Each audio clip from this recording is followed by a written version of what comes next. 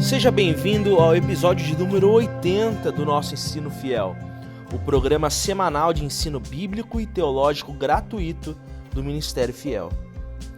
Muitos crentes costumam reclamar de sua dificuldade em compreender o texto bíblico. Dizem que a leitura bíblica é complicada. Entretanto, o que infelizmente muitos não sabem é que por vezes precisamos compreender coisas básicas sobre o texto que vamos ler para conseguir extrair dele a sua mensagem.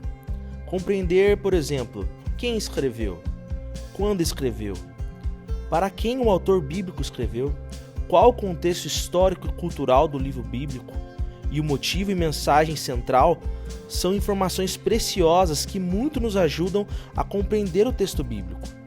No episódio de hoje, veremos uma introdução à 1 Tessalonicenses com o professor Wilson Porte, onde ele trabalha essas questões introdutórias e nos ajuda a interpretarmos e aplicarmos corretamente a mensagem desta belíssima carta de Paulo às nossas vidas hoje.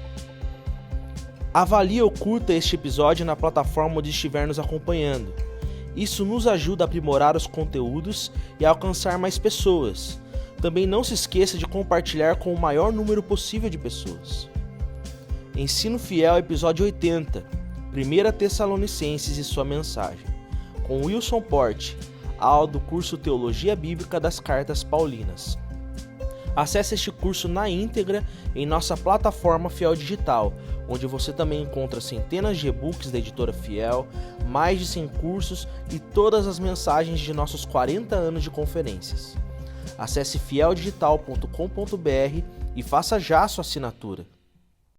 Nesse nosso primeiro momento, eu quero tratar com vocês sobre 1 Tessalonicenses, e o meu objetivo aqui é oferecer um panorama desse livro devido ao tempo que nós temos, que é resumido, e algumas ferramentas também para uma interpretação correta do texto e uma interpretação cada vez um pouco mais profunda, cujo objetivo é poder oferecer àqueles que nos ouvem um conteúdo de exortação e também de edificação e também de santificação, para aquelas pessoas com as quais a gente compartilha a palavra de Deus, seja por meio da exposição dela, seja por meio de um aconselhamento bíblico, por meio do qual você vem a usar essas duas epístolas, e nós teremos no momento final de cada uma delas, algumas dessas aplicações práticas que nós podemos usar nos dias de hoje, em momentos tanto de aconselhamento bíblico, quanto de discipulado pessoal, quanto de estudos bíblicos ou exposição da palavra de Deus, ou mesmo para a sua própria edificação. O que nós encontramos quando mergulhamos no contexto do Novo Testamento é que toda a riqueza que está por trás desses livros não servem apenas para que nosso conhecimento da palavra, nossa informação aumente. E hoje em dia muitas pessoas correm atrás disso, de uma espécie de aumentar o conhecimento, aumentar a informação, como se isso pudesse trazer por si só santificação, edificação, e não trazem. Nós encontramos em contextos extra-teológicos, extra-eclesiásticos, pessoas que conhecem da Escritura muito mais do que pessoas de dentro da igreja, de dentro das escolas de teologia, dos cursos bíblicos. Mas o que faz diferença não é apenas a obtenção ou a apreensão do conhecimento em si, mas aquilo que esse conhecimento pode mudar na minha vida. E como, conhecendo toda a experiência que essas pessoas aqui na palavra viveram, como isso pode mudar a minha vida e melhorar a minha experiência e me ajudar a caminhar de um jeito que o Espírito Santo deseja que eu caminhe nesta terra. A gente vai dar então uma olhada geral nessa carta, e a gente poderia resumir nesse segundo ponto aqui no slide: estes que têm transtornado o mundo chegaram também aqui. Essas palavras foram palavras de alguns judeus que viviam na cidade de Tessalônica e que depois que entenderam a mensagem de Paulo, Silas e provavelmente também Timóteo ali, tentaram ir contra eles, mas não conseguiram achá-los. Mas acharam a Jason e aos outros irmãos já convertidos que estavam na casa dele, levaram-nos até as autoridades da cidade e junto de alguns outros homens maus, como diz Atos 17, apresentando uma série de falsas acusações contra eles, e lançaram essa frase que é muito conhecida no Novo Testamento de todos nós: esses que têm transformado, bagunçado o mundo, chegaram aqui também. Aqui onde? O aqui é a cidade dos Tessalonicenses. Esse é o lugar no qual essas pessoas todas chegaram. Eu gostaria de ler um pequeno trecho com vocês de Atos, capítulo 17. Se vocês estiverem com a Bíblia em mãos, eu peço que vocês me acompanhem nesse trecho que lerei do verso 1 até o verso 16. Logo em seguida, nós leremos vários outros trechos da palavra, especialmente em 1 Tessalonicenses. Então deixe sua Bíblia sempre à mão para acompanhar a leitura que farei. Atos 17, a partir do verso 1, nós vemos a chegada de Paulo e Silas na cidade de Tessalônica, é assim que tudo começa. Tendo passado por Anfípolis e Apolônia, chegaram a Tessalônica, onde havia uma sinagoga de judeus. Interessante esse detalhe, havia lá uma sinagoga de judeus. Tessalônica era a segunda maior cidade daquela região, menor apenas que Filipos, a grande capital da Macedônia, a Tessalônica. Verso 2, Paulo, segundo o seu costume, foi procurá-los e por 3 sábados arrazoou com eles acerca das Escrituras, expondo e demonstrando ter sido necessário que o Cristo padecesse e ressurgisse dentre os mortos. E este, dizia ele, é o Cristo, Jesus, que eu vos anuncio. Alguns deles foram persuadidos e unidos a Paulo e Silas, bem como numerosa multidão de gregos piedosos e muitas distintas mulheres. Os judeus, porém, movidos de inveja, trazendo consigo alguns homens maus dentre a malandragem, ajuntando a turba, alvoroçaram a cidade e, assaltando a casa de Jasson, procuravam trazê-los para o meio do povo. Porém, não os encontrando, arrastaram Jasson e alguns irmãos perante as autoridades, clamando: estes que têm transtornado o mundo chegaram também aqui, os quais Jasson hospedou. Todos estes procedem contra os decretos de César, afirmando ser Jesus outro rei. Tanto a multidão como as autoridades ficaram agitadas ao ouvirem estas palavras. Contudo, soltaram Jasson e os mais irmãos, após terem recebido deles a fiança estipulada. Continuando o texto, verso 10. E logo durante a noite os irmãos enviaram Paulo e Silas para Bereia, cidade ali da região. Ali chegados, dirigiram-se à sinagoga dos judeus. Ora, estes de Bereia eram mais nobres que os de Tessalônica, pois receberam a palavra com toda a avidez, examinando as Escrituras todos os dias, para ver se as coisas eram de fato assim. Com isso, muitos deles creram, mulheres gregas de alta posição e não poucos homens. Mas, logo que os judeus de Tessalônica souberam que a palavra de Deus era anunciada por Paulo, também em Bereia, foram lá excitar a turba e perturbar o povo. Então os irmãos promoveram sem detença a partida de Paulo para os lados do mar. Porém Silas e Timóteo continuaram ali. Os responsáveis por Paulo levaram-no até Atenas e regressaram trazendo ordem a Silas e Timóteo para que o mais depressa possível fossem ter com ele. Apenas até aqui para nós termos uma noção geral do que está acontecendo. O restante do capítulo 17 de Atos nos apresenta o apóstolo Paulo na cidade de Atenas, ali fazendo um intervalo de stand-by ali, esperando a chegada de de Silas e Timóteo, que ele deixou em Bereia, no meio da confusão, porque os judeus de Tessalônica haviam descido para Bereia para fazer em Bereia a mesma coisa que eles haviam feito em Tessalônica, ou seja, tentar bater e prender, ou talvez até mesmo matar a Paulo, Silas e Timóteo. Silas e Timóteo ficaram. Os irmãos pegaram Paulo e levaram para Atenas, o lado de lá do mar. A gente vai ver um mapa daqui a pouquinho para tentar enxergar isso. E Paulo fica ali até que os irmãos viessem. E enquanto ele está ali, acontece aquela fatídica pregação de Paulo aos atenienses, andando no meio da cidade, vendo a idolatria que havia ali, e até certo ponto elogiando os atenienses pela religiosidade deles, porém, na conclusão de sua mensagem, apontando o Deus desconhecido como aquele a quem ele pregou em Bereia e em Tessalônica, Jesus Cristo, Filho de Deus, que deveria morrer, que deveria ser sacrificado, que deveria ser ressurreto para a nossa redenção. E ali em Atenas, quando ele começou a falar sobre ressurreição, alguns se converteram, alguns se uniram a ele, inclusive alguns que viviam, inclusive, no meio da intelectualidade, no meio das pessoas que lidavam com a cultura na cidade de Atenas, enquanto outros zombaram e disseram que ouviriam ele em uma outra ocasião. Dali, Paulo foi para Corinto. que é onde provavelmente ele recebeu a Timóteo. E quando recebe a Timóteo com todas as informações sobre o que havia acontecido em Bereia e também em Tessalônica, dando a impressão de que talvez Timóteo tivesse subido de volta para lá, é que Paulo escreve a sua primeira epístola aos Tessalonicenses de Corinto. Mas antes da gente chegar lá, é interessante que a gente veja um pouco mais desse contexto histórico que está por trás da carta, não é? Essa é a segunda viagem de missionária de Paulo e seus amigos. Ele já havia feito uma primeira, na verdade, essa viagem, ela é na primeira viagem missionária de Paulo, mas a carta é escrita nessa segunda viagem missionária de Paulo com seus amigos, e encontra um lugar de destaque no Novo Testamento. Depois de Paulo e Silas terem sido perseguidos na cidade de Filipos, eles viajam por uma das vias militares mais famosas do Império Romano daquela época, que é a Via Egnácia, como ela é conhecida em português. Tem algumas fotos aqui dela.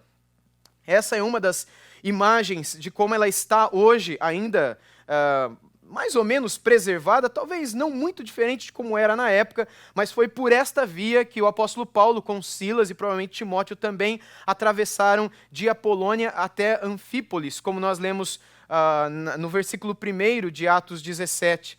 Tem uma outra imagem aqui, desta mesma via, o mar lá no fundo, o mar Mediterrâneo, e aqui no canto inferior esquerdo, um pouco da Via Egnácia também.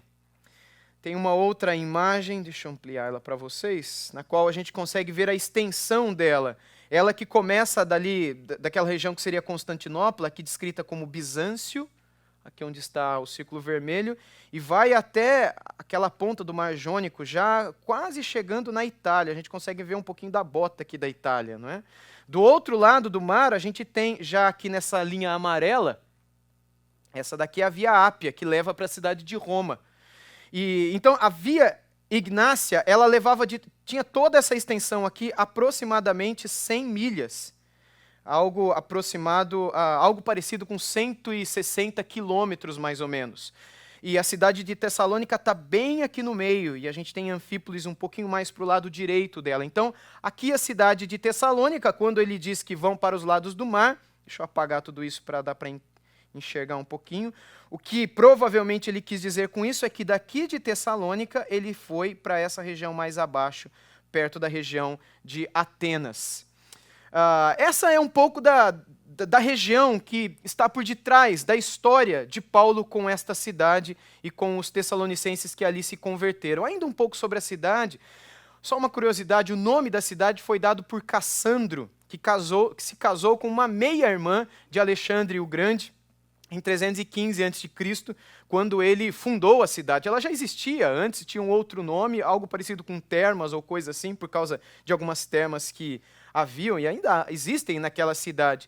E quando o Império Romano organizou a Macedônia, toda essa região aqui da Macedônia, né? Toda essa região aqui da Macedônia, como uma província do Império Romano, a província do Império Romano era uma espécie de estado. É como se a gente falasse da província do Paraná, cuja capital seria Curitiba. A província de Minas Gerais, cuja capital é Belo Horizonte. Então, a província da Macedônia, cuja capital seria a própria cidade de Tessalônica. Quando o Império Romano, então, organizou a Macedônia como uma província, por volta de 146 a.C., a Tessalônica se tornou a principal capital, a capital da província, que fez com que ela crescesse rapidamente, se tornasse a segunda maior cidade de toda aquela região, um pouco menor apenas do que Filipos, que fica bem aqui. Cadê Filipos? Aqui, ó. Cidade de Filipos, próximo à cidade de Tessalônica, Filipos para a qual Paulo escreveu outra de suas epístolas, né? Então, em 42 a.C., a cidade de Tessalônica se tornou livre, acabou possuindo o seu próprio governo. E ela era situada nessa região superior do Golfo de Salônica, um pequeno golfo na parte alta ali do Mar Egeu, como vocês veem no mapa. E era uma região extremamente estratégica comercialmente, e Roma sempre procurava cidades assim para serem grandes capitais das suas principais províncias por toda a questão comercial, mercantil e, enfim, todos todas as questões econômicas que envolviam o Império Romano. Ela possuía um porto bastante refinado, segundo os estudiosos da cidade, que serviu como porto das grandes riquezas, das ricas províncias agrícolas que havia em toda a Macedônia. E apenas um cronograma aqui, desde quando o Senhor Jesus nasceu até o momento em que Paulo escreveu, nós temos aqui Jesus, que nasceu, o ano 33, a sua morte e ressurreição, por volta de 46, 47, o apóstolo Paulo fazendo a sua primeira viagem missionária, em 50 ele chega em Tessalônica, e aqui nós temos então Paulo escrevendo 1 Tessalonicenses de Coríntio durante a sua segunda viagem missionária, como eu disse no início. A maioria dos tessalonicenses eram gregos, e embora muitos orientais e alguns romanos vivessem entre eles também, coisa muito típica em todo o Império Romano. E havia também uma grande colônia de judeus que ali moravam e que estava lá atraída por causa das questões comerciais da cidade, enfim, como era comum também dos judeus naquela época. Isso é uma rápida introdução. Partindo agora para um pouco do panorama histórico, Paulo e Silas então chegaram lá na cidade por volta do ano 50 depois de Cristo. E Paulo seguiu, como de costume, para a sinagoga da cidade, que parecia não ser uma sinagoga tão pequena ali. E o texto de Atos 17, como lemos há pouco, nos informa que Paulo e Silas foram por 3 sábados até a sinagoga. E lá expuseram a palavra de Deus, tentando explicar e provar que Cristo tinha que sofrer, que o Messias, o Cristo, o ungido de Deus, chamado Jesus e conhecido como Jesus de Nazaré, ele tinha de sofrer e tinha de ressuscitar dos mortos, conforme diz as Escrituras. Atos 17, 13, Paulo demonstra mais ou menos isso. Nós percebemos Paulo demonstrando isso por meio do relato de Lucas, em Atos 17, 13. E Paulo não perdeu tempo, enquanto ele ali esteve, tentando entender um pouco da história. Paulo ali chegando, no primeiro contato dele com os tessalonicenses, Paulo ele não perde tempo falando sobre questões da economia ou da política. Paulo não perde tempo falando sobre a própria cidade e as questões culturais e naturais que haviam ali, que eram muito fortes na região, ou mesmo suas vantagens comerciais para eles, e nem mesmo na sua epístola. Paulo ele não entra também em debates políticos locais. E lembra que a cidade de Tessalônica era uma cidade importante, porque era a capital de uma grande província do maior império de todos os tempos, o maior império da época. Mas Paulo não entra nessa questão, nem mesmo nos debates com os judeus da cidade, para tentar atraí-los ou tentar ganhá-los, do tipo, vamos tentar falar de alguma coisa interessante, agradável, para, sei lá, daqui uns 6 meses a gente começar a introduzir um pouco do evangelho. Paulo não tem esse tipo de coisa. Ele chega e expõe o evangelho com muita clareza, deixando que o poder que pertence ao Espírito Santo faça a obra de convencimento e salvação na vida daquelas pessoas. E depois, na sua segunda viagem, quando ele escreve a epístola aos Tessalonicenses, ele também não se preocupa com esses detalhes que hoje, muitas vezes, fazem parte da preocupação daqueles que estão pastoreando uma igreja, ou estão plantando uma igreja, ou estão cuidando de uma pessoa ou de um grupo específico, como se necessário fosse entrar em determinados assuntos para alcançar o objetivo da pregação, que é edificar ou trazer salvação por meio da pregação do evangelho. Nós não precisamos desses artefatos, desses recursos, dessas coisas outras que não do evangelho genuíno. Nós percebemos isso em Paulo. Paulo cria no poder do evangelho, ele não se envergonhava do evangelho, e quando ele se dirigia à igreja, tanto para edificá-la, exortá-la, quanto se dirigia também aos judeus para evangelizá-los, Paulo ia direto ao ponto. E era muito claro com relação à mensagem que ele gostaria que aquelas pessoas ouvissem. Paulo, então, não entra em nenhum debate com os políticos do local, não é? Ou sobre a política local. Ao invés disso, ele foca a sua mensagem no Salvador do mundo. A mensagem dele sempre foi a mesma, a Jesus Cristo e a ele crucificado. E o resultado é que alguns judeus acabaram crendo que Jesus era o Messias prometido, e estes judeus, lá em Atos 17, dentro da cidade de Tessalônica, se unem a Paulo e Silas. Judeus que ouviram o evangelho dentro da sinagoga. E eles deixaram a sinagoga e passaram a se reunir na casa do Jasson, que morava naquela cidade já há bastante tempo, talvez um judeu também, talvez não, mas onde provavelmente Paulo e Silas e também Timóteo tenham se hospedado durante um bom tempo, e provavelmente casa de quem a igreja dos Tessalonicenses tenha nascido. E no mesmo tempo em que o poder de Deus se revela em Tessalônica, a oposição a este poder se levanta ali. Ao mesmo momento em que Deus está trazendo salvação e constrangendo e convencendo pessoas pelo seu poder, constrangendo com o seu amor, algo que nós vemos hoje em dia aconteceu ali também, de uma oposição se levantar. Aqui e ali eu quero traçar paralelos deles conosco, porque a carta é muito... A riqueza é muito grande e a gente tem pouco tempo, e as aplicações e paralelos são inúmeros também, né? Mas a mesma coisa a gente vê no nosso tempo, pessoal. Quando nós percebemos que Deus está agindo de alguma maneira, ou está para agir de algum modo muito especial, o que nós percebemos é que uma batalha espiritual se levanta também, e a gente nunca pode deixar isso de lado. Quando Paulo escreve aos Colossenses, ele destaca isso, aos Tessalonicenses, aos Efésios, especialmente no último capítulo daquela epístola, sobre o lugar da batalha espiritual dentro do povo de Deus, dentro do trabalho que Deus está fazendo no meio de um povo. E essa é uma realidade que tem que ser muito clara nos olhos e no coração e na mente daquele que é responsável pelo trabalho de Deus, responsável pela pregação.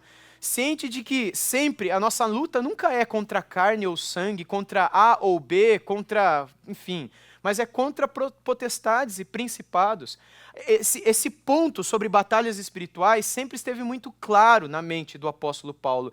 E é muito claro aqui que quando ele leva o evangelho para Tessalônica e pessoas se convertem, deixando a sinagoga e indo para a casa do Jasson, onde a igreja se reunia, alguma coisa tinha que acontecer. E a coisa aconteceu.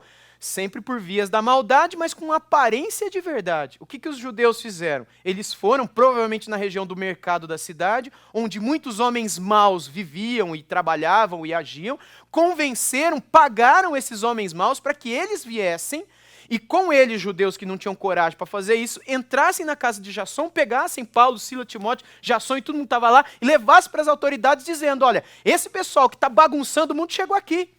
E vai bagunçar a nossa cidade também. Logo, logo, ninguém mais está pagando imposto aqui. Logo, logo, ninguém mais reconhece César. César vai vir com os exércitos e vai destruir nossa cidade. Sabe por quê? Por causa desse grupo. Esse grupo que chegou aqui, logo a nossa cidade é destruída. O que a gente vai fazer com eles?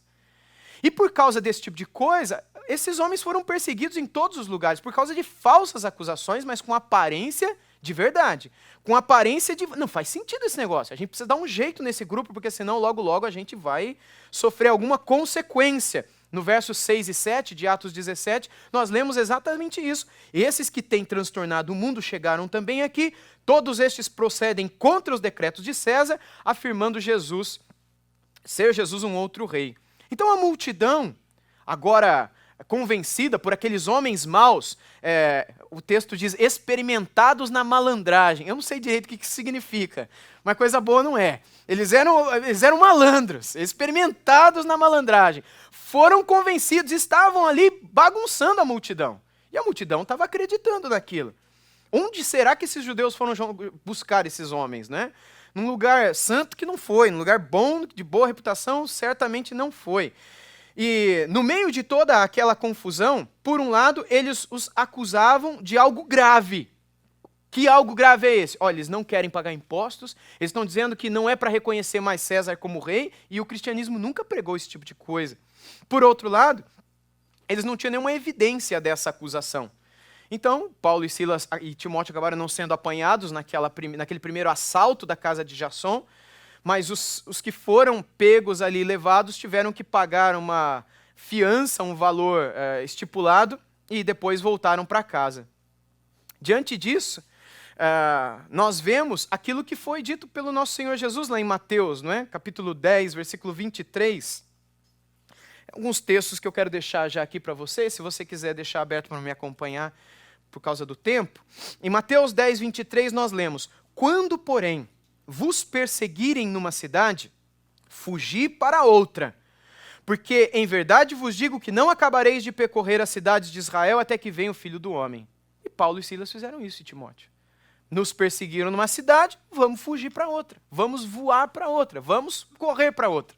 E eles foram para Bereia, que é o que nós vimos lá em Atos 17. Paulo provavelmente estava consternado, não é agora, por ter de abandonar uma nova igreja e desejar vê-la novamente. Imagina você conhecer pessoas que deixaram a velha vida, saíram da morte para a vida, deixaram toda a religiosidade, todo o legalismo da religião e dos meios de salvação judaicos e encontraram a graça de nosso Senhor Jesus Cristo e precisavam ser doutrinados, alimentados, cuidados, exortados, corrigidos. E agora eles se reúnem com Jason, mas ele tem que fugir de lá. Então imagina a dor no coração do apóstolo, a saudade, o zelo, o carinho. Eram filhos na fé para ele, mas ele tem que sair de lá, mediante a própria palavra do Senhor Jesus. E quando ele não pôde mais estar com ele, ele envia Timóteo de Atenas de volta para Tessalônica para confortar os irmãos no meio de suas perseguições. A intenção de Paulo era regressar logo para Tessalônica, quando a gente vê a própria epístola de 1 Tessalonicenses. Por várias vezes ele descreve isso, não é? Mas ele não podia fazê-lo porque o inimigo não deixava e por causa de outras razões que ele descreve. E essa é a razão pela qual de Atenas ele manda Timóteo de volta para lá, para ter um tempo com ele. Ele descreve isso no capítulo 2, versos 17 e 18, e também no capítulo 3, verso 2, e no capítulo 3, versos 5 e 6. Vamos ler esses textos agora. Em 2, versos 17, 1 Tessalonicenses, capítulo 2, versos 17 e 18, nós lemos assim: Nós, porém, irmãos, sendo privados de vós por um momento de tempo, de vista, mas não de coração, tanto mais procuramos com grande desejo ver o vosso rosto, pelo que bem quisemos, uma vez e outra vez, ir ter convosco, pelo menos eu, Paulo, mas Satanás nolo impediu. Agora no capítulo 3, versículo 2, nós lemos: E enviamos Timóteo, nosso irmão, e ministro de Deus, e nosso cooperador no Evangelho de Cristo, para vos confortar e vos exortar acerca da vossa fé. Então, Paulo descrevendo sobre Timóteo. Agora no capítulo 3 ainda, versos 5 e 6. Portanto, não podendo eu também esperar mais, mandei-o saber da vossa fé, temendo que o tentador vos tentasse e o vosso trabalho viesse a ser inútil. Vindo, porém, agora Timóteo, de vós para nós, e trazendo-nos boas novas da vossa fé e caridade, e de como sempre tendes boa lembrança de nós, desejando muito ver-nos, como nós também a vós. Ou seja, pessoal, Timóteo, mais tarde, viria se unir a Paulo novamente. Agora Paulo já não estava mais em Atenas, ele estava um pouco mais abaixo, não mais na província da Macedônia, mas na província da Acaia. Logo depois, abaixo do istmo ali de Corinto, bem no topo da região da Acaia, onde ficava a cidade de Corinto, capital daquela grande província. Paulo estava ali, plantando igreja, talvez junto de outros irmãos que são descritos no livro de Atos dos Apóstolos, como Áquila e Priscila, e o próprio Timóteo, que viria futuramente, e com eles ali estaria também. E a história de Paulo ali em Corinto também é maravilhosa e é fantástica. Paulo, então, viria mais tarde a se unir com Timóteo na cidade de Corinto e ouviria de Timóteo daria a ele um relatório bastante encorajador sobre o progresso dos tessalonicenses na fé. É como se Paulo, agora ciente de como estavam aquelas crianças, aqueles filhos seus na fé, que eles estavam bem, que eles estavam perseverando em meio às perseguições que começaram quando Paulo estava lá, mas que não acabaram agora que Paulo saiu de lá. Mas ouvir que os tessalonicenses estavam perseverando em meio às perseguições e que estavam firmes na fé, isso trouxe bastante consolo para o coração do apóstolo Paulo.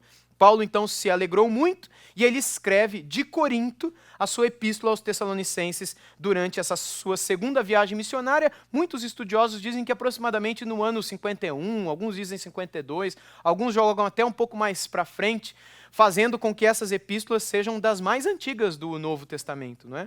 Alguns tentam colocar aqui Gálatas como um pouco anterior à 1 Tessalonicenses, outros brigam dizendo que não, 1 Tessalonicenses foi a primeira de todas,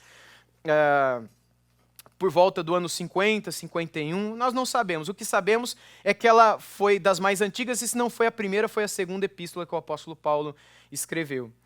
Um pouquinho agora sobre o panorama teológico da carta. Nós poderíamos dividir a teologia de 1 Tessalonicenses em 3 partes. São essas que aqui estão. Fé em meio ao sofrimento, amor em comunidade, no meio da comunidade, e esperança na volta de Cristo. Fé, amor e esperança. Imagine que você é o apóstolo Paulo. Imagine que você plantou uma igreja. E que essa igreja começou dentro de uma sinagoga. Mas quando o pessoal começou a se converter, vocês foram para a casa de um irmão, chamado Jasson. E aí querem te matar, querem te acusar, prendem a igreja inteira, eles têm que pagar fiança para poder ficar livres. Você, Paulo, junto com Silas, fogem de lá para Bereia. Lá, aqueles caras que queriam te matar em Tessalônica descem para te matar em Bereia. Os irmãos de lá te levam para o mar, do mar você vai para Atenas, de Atenas você vai para Corinto, e você vai plantando e vai pregando a igreja por onde você passa.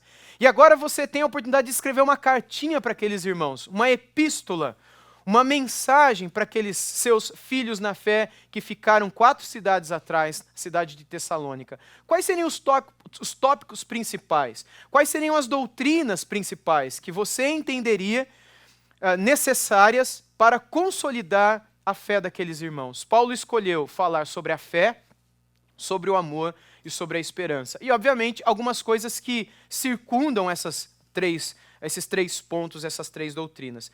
Antes de pensar um pouco nelas, vamos olhar em 1 Tessalonicenses, capítulo 1, verso 3. Vou colocar os textos aqui também na projeção. 1 Tessalonicenses 1, 3 diz assim: recordando-nos diante do nosso Deus e Pai, da operosidade da vossa fé, da abnegação do vosso amor e da firmeza da vossa esperança em nosso Senhor Jesus Cristo. Perceba que ele fala da fé, do amor e da esperança, hein? Lá no capítulo 5, versículo 8, ele como que fecha citando esses 3 pontos. É como se no início e no final ele deixasse claro: eu quero falar da fé, do amor e da esperança. E aí no meio ele abstrai, não é? Em torno dessas 3 questões. 1 Tessalonicenses 5:8, nós, porém, que somos do dia, sejamos sóbrios, revestindo-nos da couraça da fé e do amor, e tomando como capacete a esperança da salvação. Então perceba no início e no final, fé, esperança e amor. Fé então, fé em meio ao sofrimento. Vamos olhar esses textos? 1 Tessalonicenses 1:8. Porque de vós repercutiu a palavra do Senhor, não só na Macedônia e Acaia. Macedônia e Acaia seria mais ou menos o estado de São Paulo e Paraná. Uma coisa está junto com a outra, sabe? Ou Espírito Santo e Rio de Janeiro. Algo mais ou menos assim.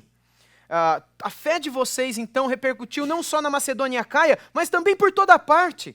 E se divulgou a vossa fé para com Deus, a tal ponto de não termos necessidade de acrescentar coisa alguma. A carta, então, elogia os tessalonicenses por sua fé, a despeito de toda a oposição que eles recebiam naquela cidade. E não eram poucas as oposições e as aflições. Eles receberam a palavra de Deus do apóstolo Paulo no meio de perseguição, no meio de aflição, no meio de oposição, no meio de até mesmo prisão e falsas acusações diante das autoridades da cidade. A fé deles em Deus surpreendeu toda a região. E é isso que Paulo está falando. Está todo mundo surpreso com a fé de vocês, porque vocês estão firmes. Paulo não descreve nada sobre as demais cidades da região, como Anfípolis, como Bereia, como Filipos e como outras, pelas quais ele passou e nas quais ele plantou igrejas também. Mas a fé dos tessalonicenses surpreendeu todo mundo. E Paulo diz, nessa questão da fé de vocês, eu não tenho o que acrescentar. Porque vocês não abandonaram, vocês não duvidaram, vocês estão firmes naquilo que vocês creem ser o meio correto da vossa salvação. Timóteo, agora, em seu relatório a Paulo, ele confirma a fé perseverante dos tessalonicenses e o apóstolo expressa uma espécie de alívio por ouvir que os tessalonicenses permaneciam firmes no Senhor. Agora, o próximo texto é 1 Tessalonicenses 3, versos 6 a 8. Agora, porém, com o regresso de Timóteo, vindo do vosso meio, trazendo-nos boas notícias da vossa fé e do vosso amor, e ainda de que sempre guardais grata lembrança de nós, desejando muito ver-nos, como aliás também nós, a vós outros. Sim, irmãos, por isso fomos consolados acerca de vós, pela vossa fé. Apesar de todas as nossas privações e tribulação, porque agora vivemos, se é que estáis firmados no Senhor. Em 1 Tessalonicenses capítulo 2, no versículo 13, um pouco mais adiante, né? Um pouco antes, na verdade, 1 Tessalonicenses capítulo 2, verso 13, nós lemos o seguinte, que mostra que o fundamento da fé deles vinha de Deus. Outra razão ainda temos nós para incessantemente dar graças a Deus, é que tendo vós recebido a palavra que de nós ouvistes, que é de Deus, acolheste não como palavra de homens, e sim como em verdade é a palavra de Deus, a qual com efeito está operando eficazmente em vós os que credes. Paulo aqui, teologicamente, fundamenta de onde vem a fé. Hoje em dia, existem várias correntes teológicas, principalmente em alguns meios, que eu poderia chamar de neopentecostais de extrema alguma ponta aí. Você pode escolher a esquerda ou a direita, mas eles estão em algum extremo, porque se vocês pegarem os históricos, os cristãos de tradição histórica, eles também se dividem em algumas tonalidades diferentes, né? Se você pega os pentecostais, também nem todos são iguais. Se vocês pegam os neopentecostais, vocês encontram também de diversas naturezas. Alguns que beiram a seita e outros que parecem até evangelicais. E alguns desses que beiram a seita, esses que estão num extremo bem distante do evangelho, nós poderíamos dizer, eles chegam a afirmar em rede nacional, porque eles têm muito dinheiro e eles veiculam o que creem, principalmente por meio de televisão, programas de televisão, que a fé está dentro de você. A fé está em você. Você precisa exercitar a sua fé, colocá-la em ação, colocá-la em prática, porque ela está em você. E a gente não encontra isso em nenhum lugar da Sagrada Escritura. Pelo contrário. Mesmo quando Paulo se preocupa em trazer esperança e conforto para os irmãos, ele fundamenta teologicamente com uma perspectiva do alto, com uma visão sobre aquilo que ele aprendeu em Deus por meio de nosso Senhor Jesus Cristo, que a fé é sempre um dom de Deus e que é Deus quem fundamenta a nossa fé. Ele não coloca aqui, mas as verdades estão em sua mente e que estão por todo o Novo Testamento, como o autor aos Hebreus escreveu que Jesus Cristo é o autor e consumador da nossa fé. E como Paulo escreveu aos Romanos, essa fé, ela vem, ela não está. Ela vem pelo ouvir, e o ouvir da pregação da palavra de Cristo. Em outra epístola ele vai dizer que, Epístola aos Efésios, capítulo 2, que pela graça nós somos salvos por meio da fé, e que isso não vem de nós, de vós, é um dom de Deus. Isto o quê? A fé, a graça. Não só, mas tudo aquilo que está no contexto do capítulo 2, do verso 1 ao 8, de Efésios 2, de 1 a 8, tudo aquilo é dom de Deus. A fé é mais uma das coisas que estão contidas nesse trecho todo. Logo, Deus é o fundamento daquilo que nós cremos. 1 Tessalonicenses 2,13, esse texto que lemos, mostra que o fundamento da fé vem de Deus.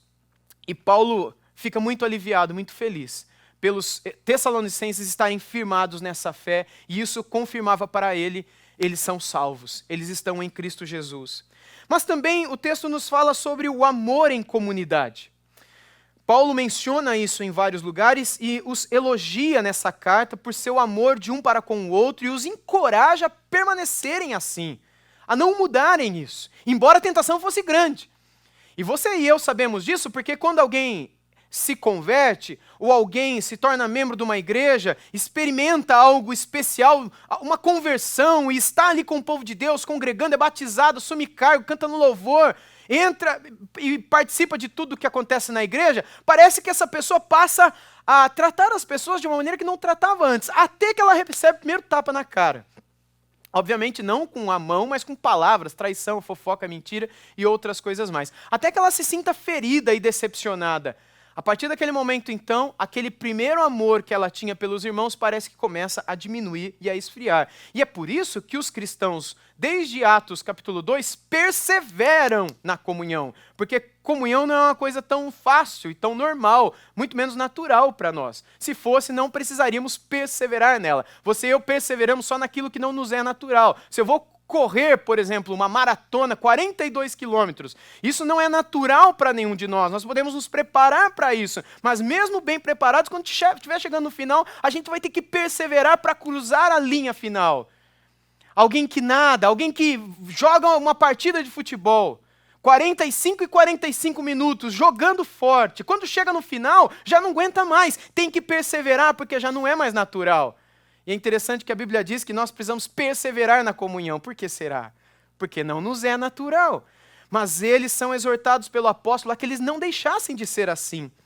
Vamos olhar esses dois textos. 1 Tessalonicenses 3,12 diz assim: O Senhor vos faça crescer e aumentar no amor uns para com os outros e para com todos, como também para conosco. Então compreende-se a importância de aumentar o amor de um para com o outro. Vocês estão se amando como nunca se amaram, procura aumentar isso. E lutem contra a tentação de deixar de fazer isso. E Paulo então os recomenda a viver de uma maneira tranquila e a trabalhar diligentemente no capítulo 4, versos 11 a 12. E a diligenciardes por viver tranquilamente, cuidar do que é vosso e trabalhar com as próprias mãos, como vos ordenamos. De modo que vos porteis com dignidade para com os de fora, e de nada venhais a precisar. Isso talvez por conta de um comportamento dentro da igreja que vivia exatamente o contrário de tudo isso que Paulo recomendou. Se Paulo está recomendando, talvez seja porque alguns ali dentro não estavam vivendo assim. Então se faz necessário uma exortação em amor sobre o amor que não poderia se apagar, nem diminuir, nem ser esquecido. Na sequência, teologicamente, Paulo lembra sobre a esperança da volta de Cristo. Paulo exorta que eles mantenham a esperança no futuro retorno de Jesus. E algo que é bastante interessante, gente, que acontece aqui também em 2 Tessalonicenses, é que o tema escatologia, o tema segunda vinda de Cristo, não era aquilo que se tornou para nós hoje em dia. Porque hoje em dia, quando tratamos desse tema, nós o tratamos dentro de contextos de debate ou de discussão, não é assim?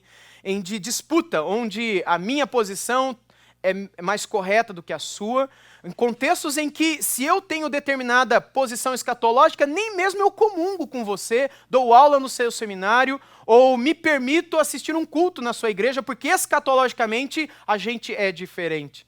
Quando eu olho para o Novo Testamento, especialmente para essa epístola que estou tratando com vocês, gente, a escatologia não era matéria de discussão, de debate, era matéria de esperança. Eles olhavam para a segunda vinda de Cristo não para debatê-la, como seria, quando seria, o que aconteceria, mas era apenas para reforçar uma esperança de que ele viria. Quando, como, o meio por meio do... Isso não fazia diferença, mas o que consolava o coração deles era ele virá. O como, a preocupação com a forma, o tempo e a maneira e a cronologia apenas faria com que os olhos deles se prendessem no alto. E me parece que Paulo não queria que os olhos deles se prendessem no alto nesse ponto, mas que os olhos deles estivessem na terra, preocupados com as coisas que eles deveriam viver aqui. É justamente por ficar olhando muito para o alto que muitos deles pararam de trabalhar, pararam de viver, venderam tudo, como muitas seitas há 1,5 séculos atrás, nos Estados Unidos da América, em algumas partes da Europa também, deixaram tudo, venderam posses, foram para algumas montanhas e Jesus vai voltar. E ele não volta. Não, erramos, deve ser daqui a uns 3 meses, a gente errou, não volta também.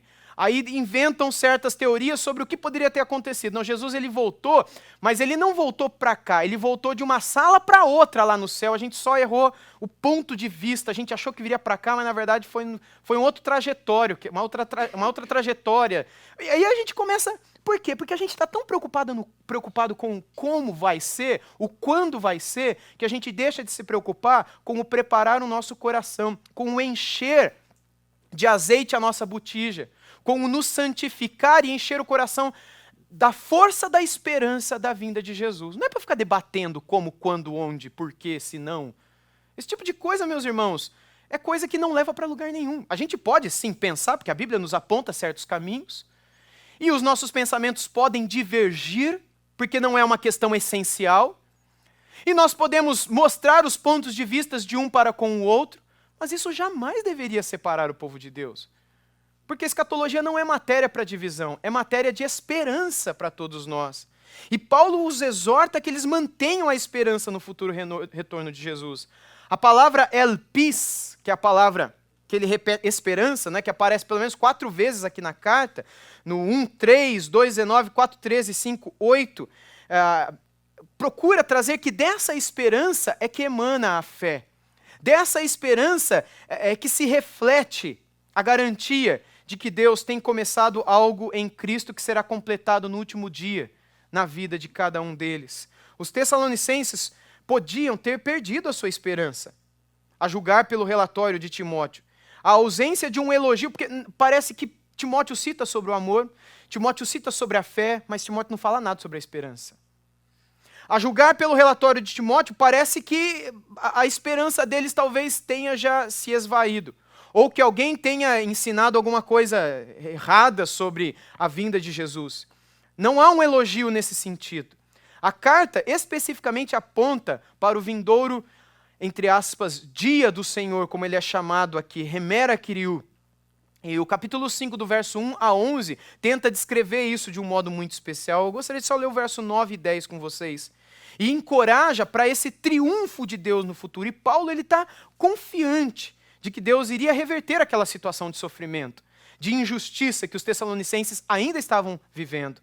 Paulo já tinha saído de lá há muito tempo, mas os tessalonicenses que viviam ali, eles ainda viviam essa perseguição e injustiça. Deus, Paulo deixa claro, iria ressuscitar os cristãos já mortos, principalmente por causa da perseguição que começou nos dias da casa de Jasson. Deus iria ressuscitar todos aqueles que já haviam morrido.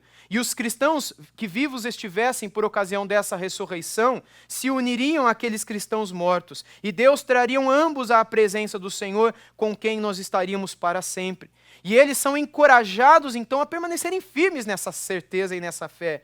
Em contraste àqueles que os cercavam e a manterem a esperança da sua salvação. Veja comigo, no capítulo 5, versos 9 e 10. Porque Deus não nos destinou para a ira, mas para alcançar a salvação mediante nosso Senhor Jesus Cristo, que morreu por nós para que, quer vigiemos, quer durmamos, vivamos em união com Ele. Tendo então isso em mente, eu creio que o Senhor espera que façamos em nossas próprias vidas, com essa doutrina, a doutrina da expectativa, da esperança escatológica, do retorno de nosso Senhor Jesus Cristo, algo que promova alegria e esperança e segurança e firmeza e força no nosso coração, enquanto aguardamos o grande e glorioso dia da vinda do Senhor Jesus.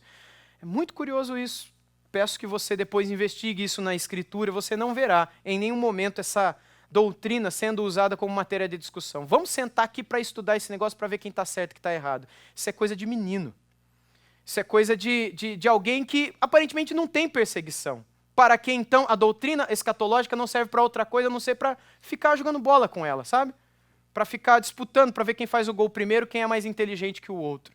Quando no contexto de perseguição, quando tal doutrina escatológica é apresentada, ela nunca é usada para ser debatida ou estudada, mas apenas para ser guardada, acolhida, para que, por meio dela, a fé e a esperança aumentassem no coração deles. Não para que eles colocassem os olhos nos céus e se esquecessem desse mundo, mas para que, enquanto seus olhos estivessem postos nesse mundo, para as aflições, para as tribulações, eles não se esquecessem lá dentro do que está reservado para eles em breve. Alguns temas para nós fecharmos essa primeira aula. Quando nós olhamos para a 1 Tessalonicenses, os principais temas poderiam ser divididos em duas grandes seções. A primeira delas, na qual encontramos uma saudação e gratidão, além das indas e vindas de Timóteo e vários relatórios, e Paulo tecendo vários comentários sobre essas impressões que Paulo traz a ele. E a segunda grande metade, a segunda grande parte, seção, contém uma exortação para que eles vivam em paz e vivam em fidelidade a Deus, especialmente capítulo 4, versos 1 a 12. Ele deixa claro que o retorno do Senhor é certo e é iminente, diz Paulo também nesse capítulo, mas o momento é desconhecido. Por mais que você queira adivinhá-lo, contá-lo no sentido de fazer contas para acertar a hora certa, você nunca o alcançará, porque ele permanecerá como um ladrão da noite, como Paulo escreveu no 5:2. Né? E os que já haviam morrido ressuscitariam, 4, do 13 ao 16. E junto a eles, todos os que estivéssemos vivos, é a nossa esperança também que ele venha na nossa geração, seríamos arrebatados e encontraríamos o Senhor nos ares, e assim estaríamos com o Senhor para todo o sempre. Versículo 17 do capítulo 4.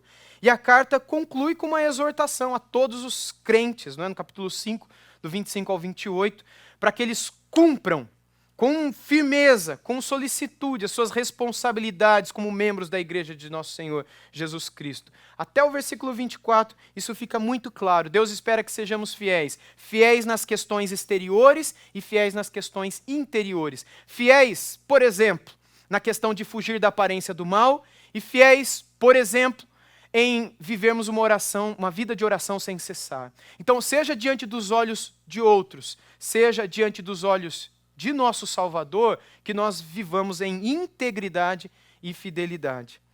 A conclusão que eu faço aqui é com algumas aplicações para os nossos dias, aplicação sobre a esperança em nossos dias. Hoje, meus irmãos, nós encontramos muitas pessoas que vivem o que os tessalonicenses viveram na época deles.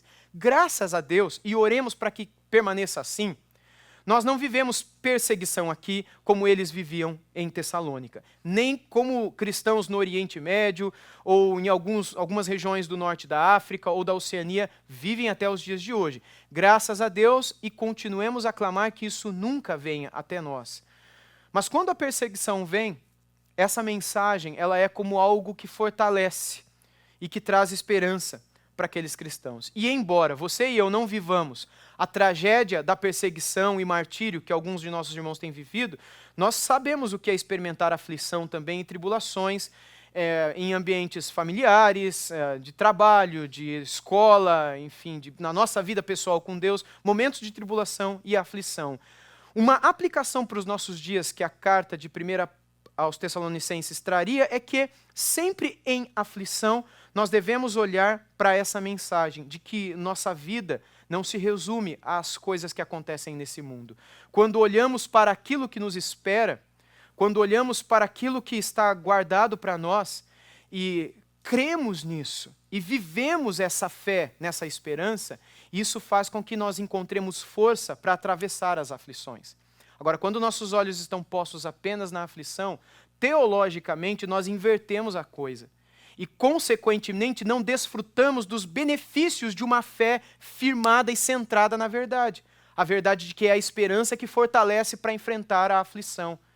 Veja então como a ordem dessas coisas, que parecem temas simples, pode fazer toda a diferença na vida prática das pessoas. Estudar o papel da fé, do amor e da esperança escatológica, como isso pode fazer diferença no dia a dia. Não é só matéria para bater boca com ninguém, é matéria para fortalecer o crente que na segunda-feira tem que enfrentar alguma situação na casa dele.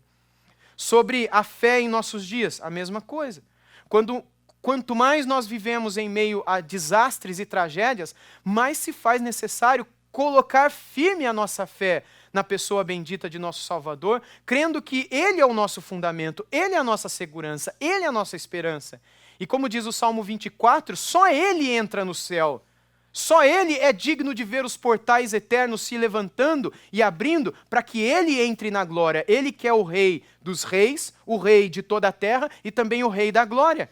E se nós nele estivermos, se a nossa fé estiver nele, com Ele entraremos também. E sobre o amor aos irmãos em nossos dias, porque em meio às aflições, muitas vezes encontraremos situações de tensão, de raiva ou de estupidez, porque a preocupação e a aflição faz com que a gente fique bravo, e a gente está preocupado com aquele negócio, e alguém vem e fala com a gente não ouve direito, e fala de novo, a gente se irrita, dá uma palavra meio atravessada. As aflições e tribulações geram em nós uma espécie de falta de amor pelos outros. Justificável, lógico, toda hora a gente tem justificativa. Não, mas você não sabe o que eu estou passando, você me perdoa, mas está difícil, não é? Mas não pode ser assim. A exortação que a palavra nos apresenta é, mesmo em meio a todas essas aflições, nós deveríamos também perseverar no amor, aumentar o amor um pelo outro. Essas recomendações são humanamente impossíveis, meus irmãos, para nós e para qualquer cristão. Mas quando a nossa vida é firmada naquilo em que estavam firmadas a vida dos Tessalonicenses, o impossível se torna possível, para que nós venhamos a ser como uma cidade edificada sobre um monte e sejamos luz nesse mundo. Essa é a mensagem, de um modo panorâmico, que 1 Tessalonicenses traz para nós. Amém? Obrigado por ter nos acompanhado em mais um episódio do Ensino Fiel. Não se esqueça de avaliar ou curtir este episódio e de compartilhar também com outros irmãos. Até a próxima, que Deus te abençoe.